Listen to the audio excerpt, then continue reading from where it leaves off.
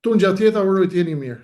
Mirë se u gjetë dashur miq, rikthehemi në takimin ton të rëndësishëm, të përnaçëm. Sonte kemi zhvillime të mëdha, kemi zhvillime të jashtëzakonshme, shumë të rrezikshme. Ka zhvillime nga çdo cep i planetit, zhvillime në Washington, zhvillime në Pekin, zhvillime në detin e Kinës jugut, zhvillime të mëdha në Ukrainë, zhvillime në lindjen e mesme. Çfarë është duke ndodhur? Edhe sonte un kam kënaqësinë dhe lumturinë që të kem mikun tim, kolonel doktor Dritan Demira nga Shtetet e Bashkuara të Amerikës. E falenderoj atë gjithashtu që gjeti kohën e tij sonte dhe besoj do të jetë me ne për një kohë të gjatë, secili kontribon ashtu si mundet, secili e jep dorën ashtu siç mundet. Unë besoj se kontributi i tij do të jetë shumë i vyer bashkë me ne, bashkë me kontributin ton dhe të çdo zëri që është i pjekur dhe ka informacion lidhur me këto zhvillime të mëdha. Besoj që është një kontribut i madh, i rëndësishëm dhe strategjik për kombin, për Shqipërinë dhe për gjithë popullin shqiptar, pavarësisht nëse ndodhet tu në trojë shqiptare apo në Mërgat. Në fakt, e gjithë bota është përqendruar në 3 pika kryesore. Pika kryesore ka qenë, apo ajo që kishte pushtuar mediat ka qenë marrëveshja e Izraelit me Gazën dhe takimi i Donald Trumpit dhe i Pete Hegseth, sekretarit amerikan të mbrojtjes, i cili ka mbledhur gjeneralet e ushtrisë amerikane dhe ka ardhur mesazhi i fortë i Donald Trumpit nga atje, por edhe i sekretarit amerikan të mbrojtjes. Çfarë po përgatit Amerika? Cila është arma vrasëse e Kinës? Cili është ky përbindësh i Kinës i cili kërcënon apo ai që quhet shuarsi apo shkatërruesi i kontinenteve? Ç'është kjo armë e Kinës e cila mund të zhduk kontinente nga harta apo mund të zhduk shtete nga harta? Ç'është sistemi MIRV me 10 mbushje bërthamore të cilat mund të rrafshojnë shtete brenda disa minutave? Kemi njeriu e duhur për të na i dhënë të gjitha këto detaje dhe para se të kaloj tek kolonel Demiraj, le të hedhim një sy të shkurtër asaj çfarë po luhet në makro dhe të hymë menjëherë pa humbur kohë në detaje që ta kuptojmë lojën edhe në nivelin strategjik makro, por edhe në nivelin e vogël. Pastaj do të vim bashkë me kolonelin sot apo në takimet e radhës edhe në Ballkan, edhe në trojet tona, çfarë luhet në kulisa, cilat janë ekuilibrat, si diktohen këto ekuilibra, çfarë luhet në ushtrinë më të madhe të planetit Washington, në ushtrinë kineze, si po lëvizin këto ekuilibrat gjeopolitik, apo përgatitet Kina të përzër Amerikën nga lindja e mesme, po në Ballkan do ta bëj këtë. Mesazhe të forta nga Washingtoni. Pete Hegseth, sekretari amerikan i mbrojtjes, ka deklaruar fjalë për fjalë: kush synon, kush guxon të godas apo të sfidoj fuqinë dhe autoritetet e Amerikës do të shfarroset, me tekst. Ndërsa presidenti Trump ka dalë dhe ka thënë generalëve të ushtrisë, pasi ka sulmuar politikat woke të wokizmëve dhe kanë thënë se wokizmi dhe politikat liberale ekstreme e dobësojnë ushtrinë, ka dhënë mesazhe për botën që Amerika po përgatitet për aeroplanet e brezit të 6. Mos janë këto aeroplan armët që ka paralajmëruar më parë Henry Kissinger, ai i cili përpara se të ndajë nga kjo jetë i tha botës se Amerika ka surpriza të mëdha, ka armë të fuqishme me të cilat bota do të shokohet. A munden vrasësit amerikan me vrasësit kinez të përballen? A është ky momenti të përballen? Çfarë do të ndodhë? Dhe koloneli, ashtu siç e tha dje, me sa duket ka shkuar loja në drejtim të asaj që ju e paralajmëruat, kolonel, pothuajse ka dështuar marrëveshja me Gazën, për Gazën. Benjamin Netanyahu nuk mund ta lejonte diçka të tillë, ka futur ndryshime brenda dhe diçka e madhe po ndodh. Bashkërisht, kolonel, mirë se erdhe. Të falenderoj edhe në emër të shikuesve të shumë, të cilët janë shumë të lumtur për praninë tënde këtu bashkë me ne. Ti marrim një nga një, kolonel. U zgjerova shumë, por kisha për synim të bëj një panoramë për mbledhse të asaj që po ndodh. Dhe ne si popull i vogël që jemi, mund të jemi popull i vogël, por është strategjike të kuptojmë se çfarë po ndodh. Kolonel, cilat ishin mesazhet që po vinë nga Washingtoni dhe urgjent më nis pak. Ti ke shkruar një libër brillant për strategjinë ushtarake të Kinës dhe jo vetëm, dua të më tregosh ç'është po, dhe të falenderoj që mua mi dhuron, kam privilegjin të jem i pari që merr librat e tuaj dhe pasurohem shumë për tyre. E nisi me Washingtonin, kolonel, dhe më kalo urgjentisht në Kinë, ç'është përbindshi kinez me sistemet mirë, ç'është kjo raket, që janë këto raketa balestike, 80 raketa balestike me mbushje bërthamore që mund të rafshojnë kontinente apo shtete, dhe a do të kemi një përballje. Nise me Washingtonin, çfarë po ndodh atje, kolonel?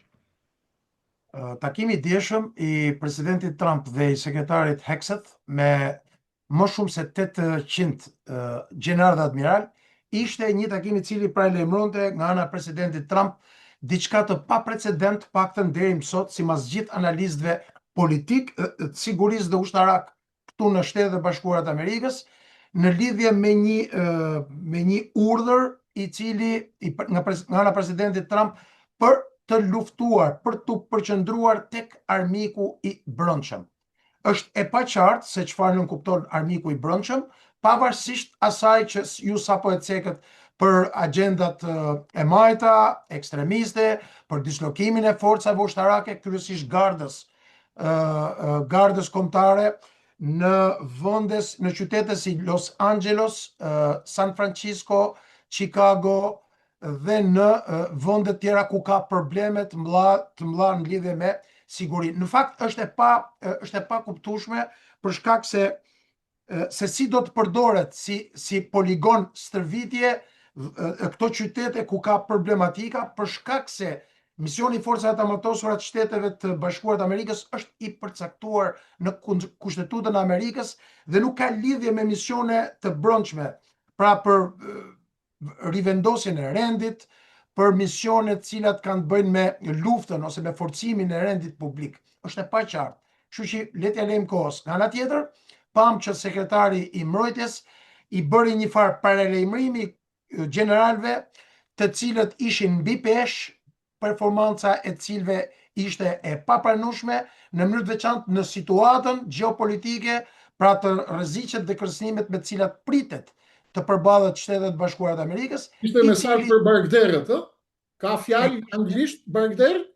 Po, e kishte fjalën për barkderët. Shpresoj që ky mesazh ta ketë dëgjuar edhe këto të Ministrisë së Mbrojtjes. Ka dhe ku kolonel barkder në Tiranë? Jo, ka ushtarak të lartë të shëndetshëm.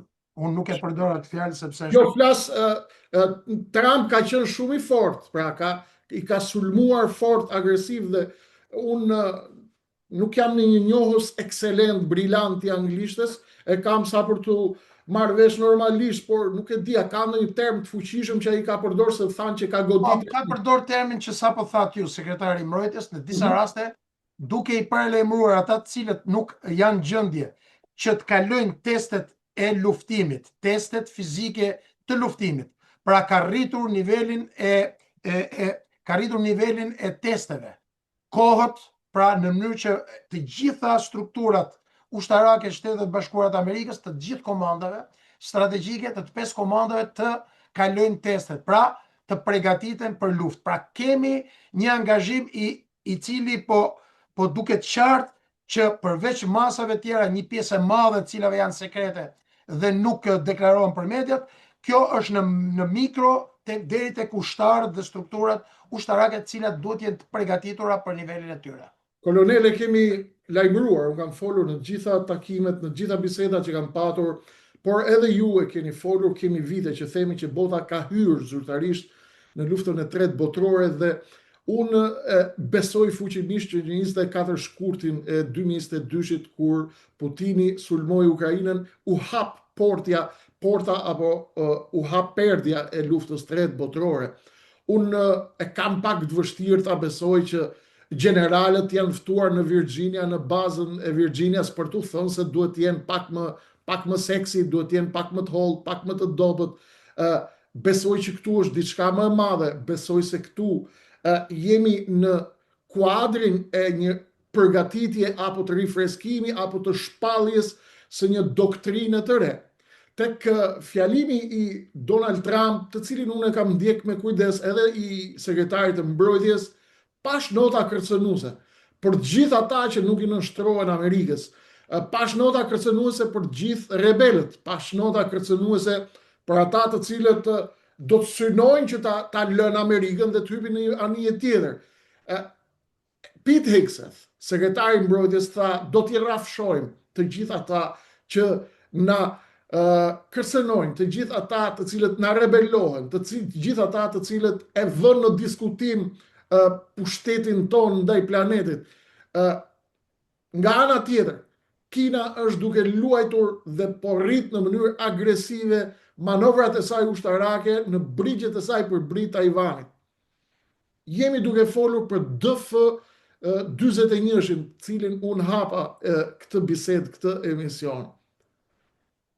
Ç'është ky përbindësh? Çfarë janë, cili është arsenali sekret i Kinës? Në paradën e fundit të Kinës, ajo shpalli 40 armë sekrete. Ju në fakt, kur folën bashkë Kreshnik, kur i qit 40, ka në qef 100 tjera që si kanë zjerë.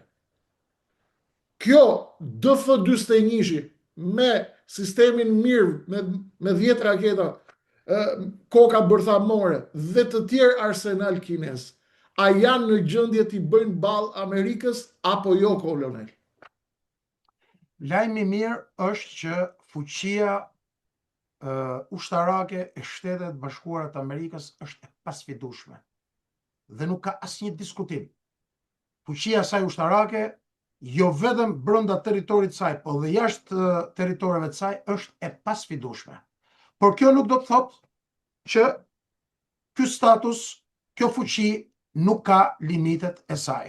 Dhe në këtë këndvështrim, Kina, duke parë një fuqi të jashtëzakonshme, që nga momenti i pushtimit të Saddamit, i cili në atë kohë kishte ushtrinë e 4-5 më të fuqishme në botë, fitoria absolute e shpejt, decisive e forcës ajrore në kombinim me përdorimin e raketave me saktësi të mëdha, i bëri të mendoj strategët rus dhe strategët kines, të cilët që nga viti 91 dhe në mënyrë të veçantë Federata Ruse nga 2000 dhe deri në ditët e sotme dhe Kina nga viti 2000 në ditët e sotme kanë marrë masa për ristrukturimin dhe modernizimin e këtyre forcave të armatosura. Dhe për këtë qëllim, për shkak se këto janë kundërshtarët tanë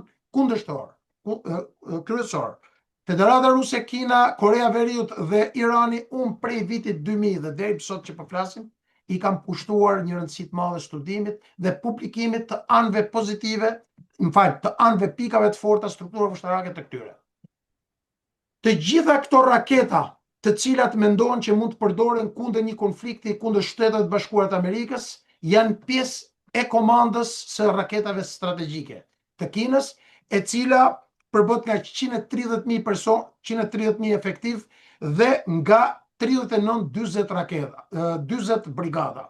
Dhe konkretisht, raketat me fuqinë më të madhe, hipersonike dhe interkontinentale bërthamore janë DF-5 me 4 variante, DF-31, 41 dhe 61.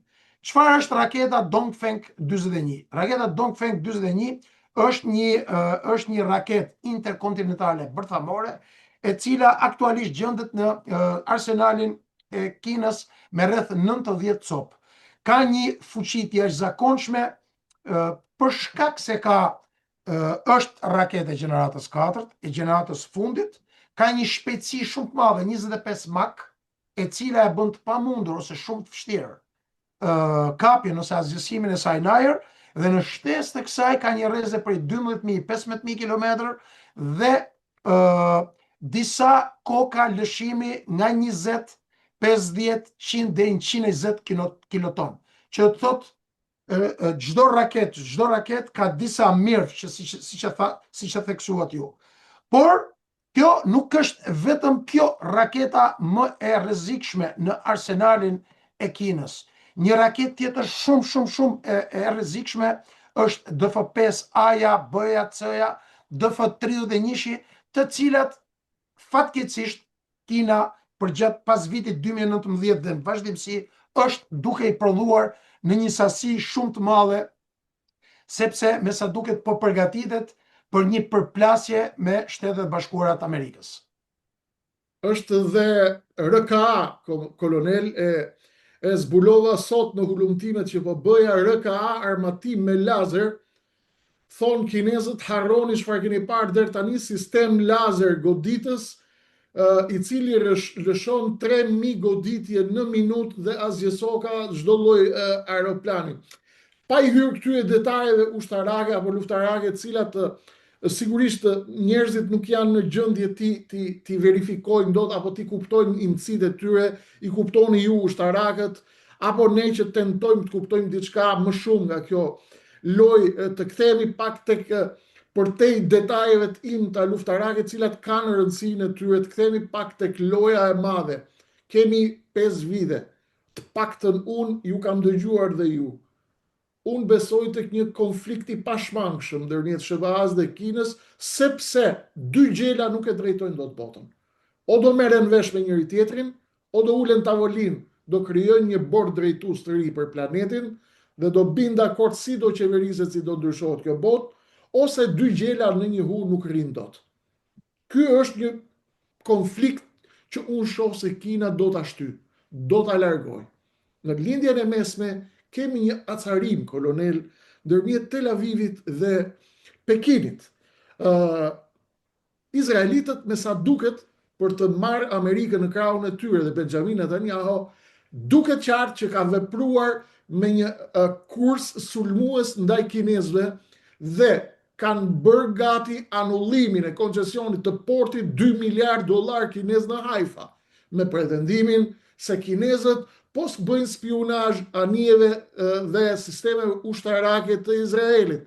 Pra, Tel Avivi ka kaluar në krah të Amerikës 100%, çka na beson të kuptojmë se Amerika po i shkon pas fije lojës së Izraelit dhe kanë një plan të madh për riformatimin e lindjes mesme. Kjo do të thotë që Kina nga ana e saj nuk do të rri pa lëvizur dhe këtu shkojmë ke strategjia Kin-Mosk, Pekin-Mosk. A kemi një strategji të Kinës një për ta mbajtur Amerikën larg, cila është ajo? Dhe dyta, Kina dhe Rusia a do të bëhen bashkë me arabët për zën Amerikën me Izraelin, apo të gjithë do të luajnë me të gjithë? Si e shikon? Është shumë e vërtet kjo që sapo thatë ju në lidhje me portin e Haifas, për shkak se në qoftë se ka një vend që ka bërë lojë pisët në lidhje me vjedhjen e teknologjisë ushtarake, edhe të teknologjive të tjera shkencore, infrastrukturore, por jo vetëm, është Kina, e cila përfiton në një shumë prej 250-300 miliard dollarësh, duke vjedhur të gjitha zhvillimet në Shtetet Bashkuara të Amerikës, në Bashkimin Evropian, në Organizatën Botërore të Tregtisë, property intellectual property theft. Property intellectual theft është në vendin numër 1 dhe pikërisht kjo lojë e pisët antiligjore në shkeljet e gjithë ligjeve ndërkombëtare që bën Kina nëpërmjet MSS-s, Ministrisë së Sigurimit të Shtetit, dhe të gjithë strukturave të saj, të cilat janë përfshira te studentët, te 250.000, 350.000 studentë që dërgon në universitetet, tek bashkëpunëtorët shkencorë, tek profesorët, tek ftesat që u bën dhe antarëve të organizatave think tank në gjithë bota. Po kjo është çështje tjetër. Ky është një shqetësim i madh për Amerikën, për Bashkimin Evropian, për vetë Federatën Ruse, se një pjesë e madhe, rreth 30% e vjedhjeve janë të teknologjisë ushtarake më të sofistikuar ruse, dhe izraelitët, të cilët për hir të vërtetës kanë një teknologji të zhvilluar ushtarake në disa drejtime. Nga ana tjetër,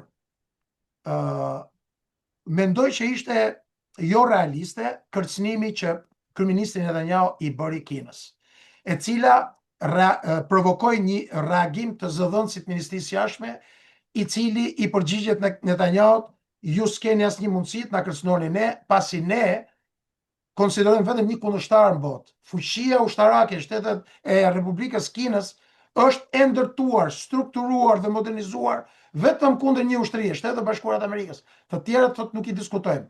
Dhe këtu nuk përmendet Federata Ruse, sepse tashmë kemi atë që e ka e ka kundërshtuar ose paralajmëruar prej kohësh Henry Kissinger, duhet të marrim të gjitha masat, duhet të bëjmë çdo gjë që tjetë e mundur të mos lejojmë krijimin e një aksi Federatë Ruse dhe Kinë.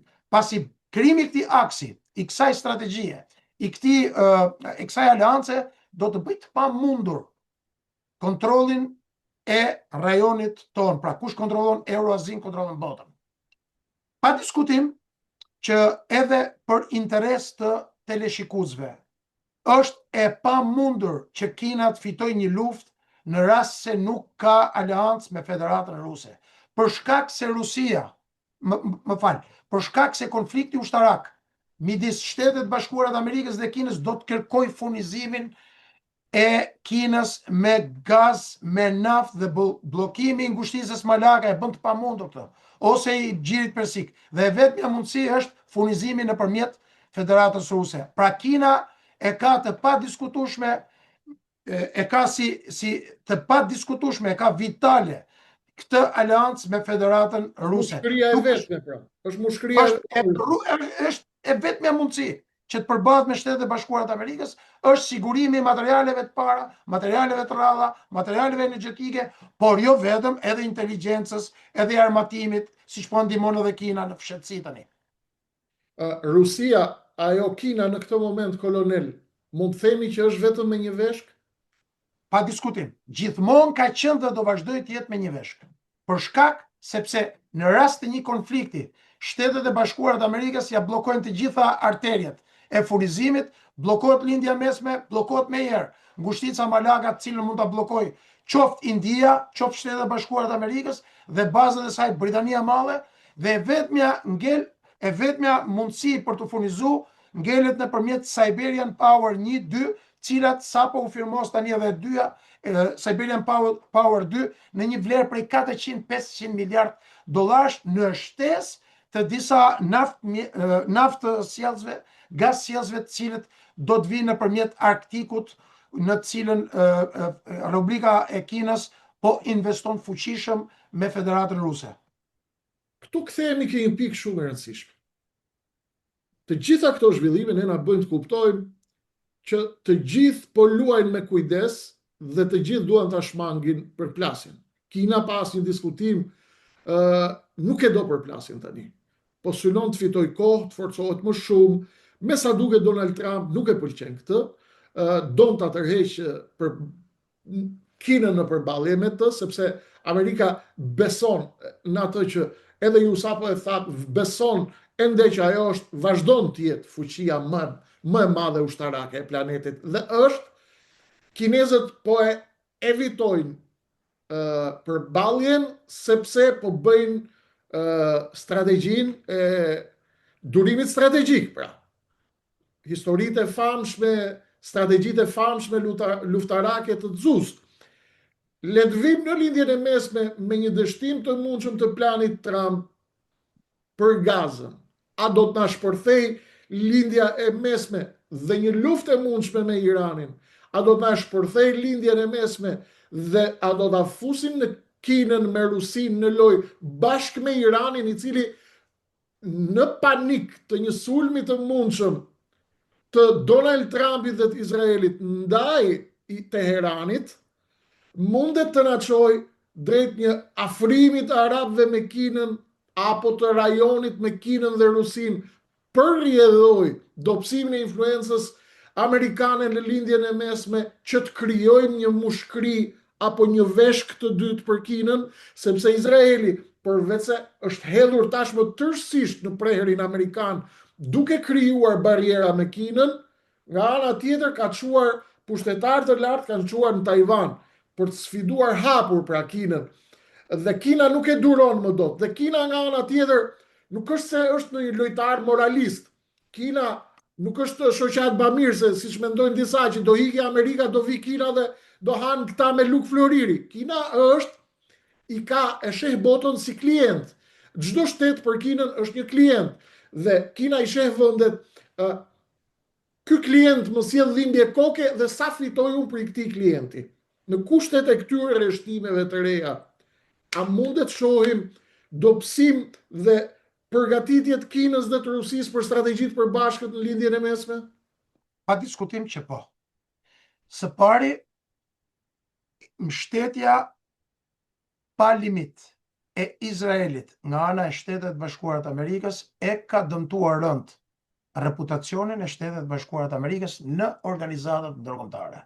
Së pari, duke qenë se Shtetet Bashkuara të Amerikës fatmirësisht janë vendi më demokratik i cili në të gjitha rastet, në të gjitha konfliktet ka deklaruar se duhet të zbatojmë ligjet ndërkombëtare, liria fjalës, demokracia dhe të gjitha këto gjëra të cilat në fakt vitet e fundit, 2 vitet e fundit, janë vënë pikpyetje të mëdha nga një pjesë e madhe e botës, gjë e cila ka shkaktuar një rebelim.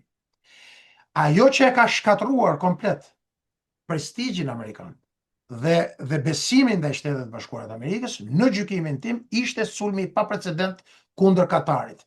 Sulmi i cili tregon që pavarësisht miliardave që 6 vendet e GCC-s hedhin tek shtetet ose investojnë tek Shtetet e Bashkuara të Amerikës, bashkëpunimin, bazat amerikane, përsëri nuk kanë garanci sepse Izraeli është mbi të gjithë dhe Izraeli merr çdo veprim, shkel çdo lloj ligji dhe ky veprim i cili ndodhi javën e kaluar tregoi që Shtetet e Bashkuara të Amerikës e kanë të pamundur për ta kontrolluar Netanyahu dhe aktorët e tyre. Këtu tani futet Kina, e cila në mënyrë të vazhdueshme ka qenë një nga vendet kryesore që ka bashkëpunim ushtarak, ekonomik, sepse ka shumë të rëndësishme, ka vitale bashkëpunimin me Emiratet e Bashkuara Arabe, me Arabinë Saudite, me Katarin, dhe në rast se futemi në detaje, por nuk kemi kohë, një pjesë e madhe e sistemeve të mbrojtjes kundërore të raketave balistike janë prodhuar dhe janë dërguar në Arabinë Saudite në shtesë të sistemeve amerikane nga Kina, për të kundërshtuar një përplasje të mundshme me Iranin.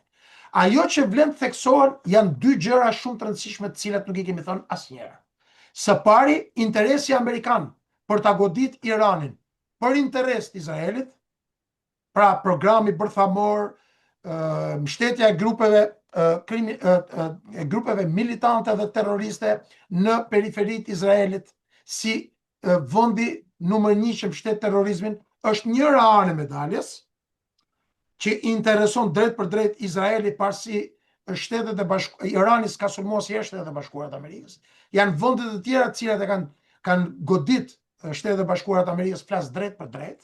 Nga ana tjetër, qëllimi kryesor dhe interesi kryesor i Shtetet e Bashkuara të Amerikës është ndryshimi i regjimit në Iran për arsye të shkputjes të projektit të shekullit në cilin Kina ka shpenzuar $1.3 trilion Belt and Road Initiative, për shkak se prishja e këtij rajoni, marrja e kontrollit nga një leadership tjetër politik në Iran, i cili do të jetë pro-amerikan dhe pro-izraelit, do të shkatroj këtë urë lidhse që lidh gjithë investimet kineze nga Kina përgjatë Europës, lindjes mesme dhe jo vetëm. Pra kemi 2 interesa të cilat janë të ndara, të ndryshme nga njëra tjetra, por që ky është rreth. Dhe pikërisht këtu edhe Kina, edhe Federata Ruse e kanë kuptuar këtë dhe pavarësisht sanksioneve, po krijojnë rrugë alternative, siç kemi korridorin lindje perëndim, drejt për drejt Iran dhe korridorin veri-jug nga rajoni i Kaukazit drejt për drejt nëpërmjet 3 rrugë kalime, nëpërmjet Armenisë, detit Kaspik dhe nëpërmjet Azerbajxhanit. Sigurisht edhe këtë pjesë korridori, nëse ju kujtohet marrëveshja që bëri për 100 vite për ta marrë kontrollin e korridorit Zangezur në territorin midis Naçivanit dhe Bakus nga Shtetet e Bashkuara të Amerikës, është bërë pikërisht për ta ndërprerë këtë korridor dhe për të pas një prezencë dhe kontroll në pjesën veriore të Iranit. Kështu e shikoj unë. Paktën për deri tani. Jo, qartë. Je shumë i qartë dhe të falenderoj për qartësinë, sepse në këto kohra të mjegullta dhe turbullta, gjëja strategjike për cilën kemi më shumë nevojë është qartësia. Dhe ky është synimi i kësaj që ne bëjmë, të qartësojmë njerëzit, të hapim sytë dhe mendjet e njerëzve. Kolonel, pas premtimeve të Donald Trump për të mbyllur konfliktin në Gaza dhe në Ukrainë rikthehet kursit përballjes me Vladimir Putinin. Amerika vendos të çojë tomahawkët në Ukrainë, duket se ka një kurs të ri për eskalim. Rihapja apo rishtrëngimi i frontit të Ukrainës është strategjik apo taktik, si e shikoni, dhe a do të mundet të ketë pasoja në ekuilibrat e tjerë të lojës së madhe? E para dhe e dyta, a do të shkojmë drejt një konflikti në detin e Kinës Jugut, apo është ende herët? Përgatitjet ta tregojnë që situatat janë në maj për maj. Po lidhim me pjesën në cilën fillum emisionin. Pa diskutim që 800 general dhe admiral nuk kanë ardhur në Shtetet e Bashkuara të Amerikës për të diskutuar mbi peshën e tyre. Sigurisht që këtu ka një mesazh tjetër, i cili sigurisht është i kufizuar, dhe vet trompetat që thonë po bien, tregojnë pa diskutim që po afrohemi drejt përplasjes finale. Unë mendoj që pavarësisht keq kuptimeve të një pjesë të madhe të patronazhistëve, të cilët nuk ju pëlqen t'i thuash të vërtetën, janë një pjesë e madhe e popullit shqiptar, të cilët ngopen me lugën bosh, kënaqen me rrenat e qeverisë, kanë 13 vite, por unë kam zgjedhur një anë profesionale. T'ju thuash dëgjuesve të vërtetës është dinjitet dhe integritet. Pasi kam dëgjuar që një pjesë e madhe analistave thonë që pavarësisht kësaj ofensive të madhe që po bën Federata Ruse, nuk ka asnjë avancim në fushë betejë. Njerëzit gënjehen në mënyrë të turpshme. Jo vetëm në Shqipëri, por edhe në Bashkimin Evropian. Dhe është detyrë jona që t'ju shpjegojmë se cila është situata konkrete. Kolonel, njerëzit janë të nështruar, ndjes për ndërprerjen, janë të varfëruar, janë të vjedhur, janë të mashtruar, por kjo dritare është argumenti më i qartë që ata e dallojnë mirë integritetin nga rrenat. Unë shoh kemi qindra komente nga komentuesit tanë. Ata mund mos jenë gjithë kolonel ekspert geopolitike, mund mos jenë gjithë ekspert sigurie, ekspert ushtarak, por ata e kuptojnë dritaren e integritetit, bisedën e integritetit dhe bisedën që është manipulim rren dhe për nevojat editoriale. Ne jemi në YouTube, nuk jemi me një logo ekranit madh, jemi me logo këtu, sepse ne kemi vendosur të ruajmë pikërisht këtë integritet, sepse pa integritet ne nuk e shpëtojmë dot këtë komb, ne nuk jemi shpëtimtarët, ne nuk jemi mesia, por po bëjmë një kontribut me aq sa dim ne për t'i çliruar njerëzit nga të gjitha iluzionet që janë. Kjo është çështje që nuk është fare në diskutim. Çështja është, jo rastisht njerëzit na shohin masivisht, sepse din mirë se çfarë po themi ne këtu. Dhe Shqipëria, Ballkani, trojet shqiptare na ndjekin shumë nga Kosova, Maqedonia, kanë qef shumë që ne të futemi edhe këtu. Do të hymë dhe në Ballkan dhe unë i premtoj edhe në emrin tuaj për postlëkundjet që do të ketë Ballkani, trojet shqiptare, Serbia, Rusia, Amerika, BE-ja e tjerë, por me që jemi akoma ke loja e madhe, do të kemi eskalim në Ukrainë dhe në detin e Kinës Jugut. Atëherë, përsa i përket frontit Ukrainës, e kam thënë vazhdimsi, aktualisht Rusia, Federata Ruse ka 700.000 trupa dislokuara në territorin e Ukrainës. Nuk ka asnjë ushtri sot në botë, përfshi edhe ushtrinë, forcat armatosura të Republikës Kinës janë më të mëdha me 2.5 milion, që të kenë aftësi dhe kapacitete për të dislokuar në të njëjtën kohë jo 700.000, pas 200.000 e 300.000.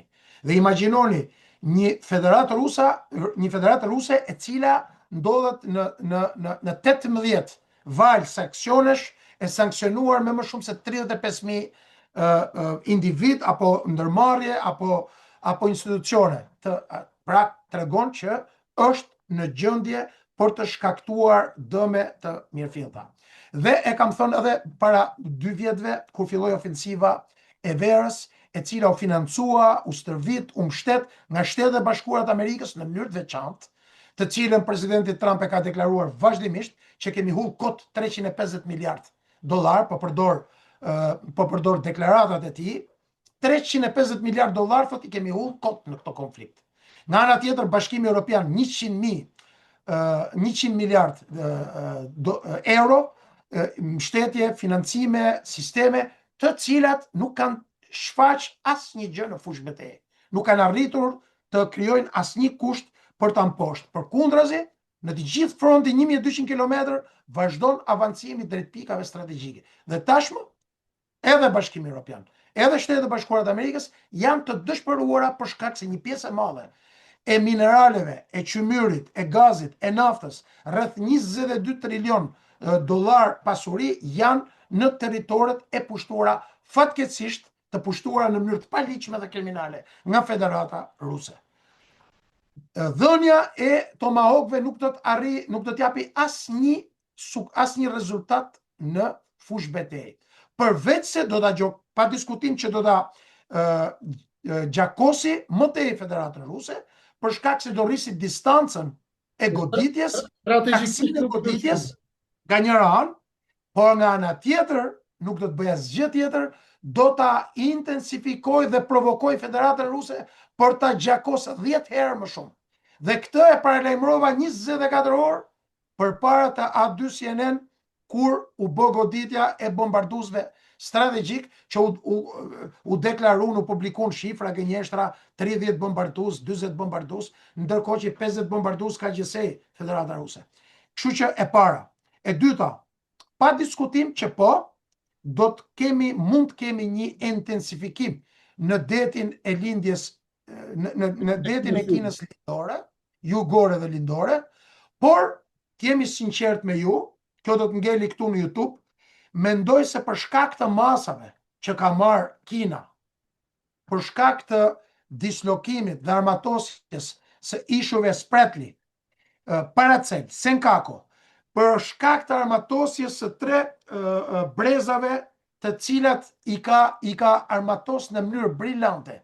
Brezin e parë të mbrojtjes, që është deri në 800-900 km, brezin e dytë deri 1500 km dhe brezin e tretë deri në ishujt Guam, duke I pamundsuar Shteteve të Bashkuara të Amerikës afrimin me aeroplan majtëse, mjetet cilat janë fuqia numër 1 në cilën Amerika projekton fuqi dhe ka mundësi që të shkaktoj dëme të konsiderueshme. Dhe e shoh shumë të vështirë që Amerika ta marrë këtë vlerësim, duke u bazuar edhe tek The Kill Chain, që është një nga perlat amerikane të cilat e analizojnë në detajet më të mëdha, dhe Unit X, që është kriju disa bashkëpunime midis Pentagonit, Silicon Valley, të cilët e konsiderojnë të pamundur pushtimin e Kinës në rast të një konflikti ose me kosto jashtëzakonisht të mëdha amerikane, gjë të cilët më mirë se askush tjetër e di Pentagoni. Kolonel, falenderoj nga zemra për gjithë të bashkëbisedim, jam shumë I lumtur. Ne edhe kur bëjmë biseda privatisht, po jo më në televizor, gëzohemi shumë sepse kemi shumë për të folur dhe rrim orë të gjata, flasim për këto detaje. Të kthehemi për t'i vënë ka pak sa historie sot, do jemi ne të tjera bashkarisht. Frikës së shqiptarëve. Çameti po ndodh gjithandej, Amerika është aleati I shqiptarëve, jemi NATO, Kosova ndejon NATO, është këforja, thjesht bon stili. Të merremi me këtë merakun e shqiptarëve, janë të çoroditur në trojët shqiptare, Serbinë e kemi mrena, Rusinë e kemi brenda, therasin Amerika, nuk do I hyjmë kësaj lojësh, do merremi natë tjetër me atë. Televizionet kush I kontrollon ekonominë, politikën, histori e madhe shumë, lojë e madhe shumë. Shqiptarët që na shohin janë të shumt, nga Maqedonia e Veriut, Shkupi, Tetova, Gostivari, Prishtina, Gjakova, Lugina, por edhe në diaspora. Kolonel, Shqip Sade Troç, ne shqiptarët jemi zbulut në qoftë se ndodh çameti, apo NATO është një organ që do të na mbaj ngrohtë sido që të shkojë loja e madhe. Çfarë mund t'i themi shqiptarëve? Do të rrezikojmë apo do na mbroj piro vëngu? Sigurisht që pjesëmarrja, antarësimi i Shqipërisë në NATO është një garanci e madhe. Nuk ka diskutim. NATO vetë si organizatë politiko ushtarake është një organizatë shumë rëndësishme për cilën ne jemi krenar si forca të djatha, të cilët në 2009 mundsuam që Shqipërinë ta bëjmë pjesë të këtyre.